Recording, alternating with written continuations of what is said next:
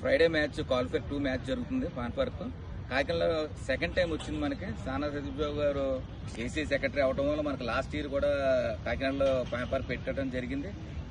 Grand success అయింది. ఆ రోజు ఆ ఫైనల్ రోజు 30,000 మెంబర్స్ క్రికెట్ లవర్స్ హాజరయ్యారు. ఈసారి కూడా చాలా అద్భుతంగా ఇప్పుడు పాన్ పార్క్ మళ్ళీ స్టార్ట్ అవుతుంది.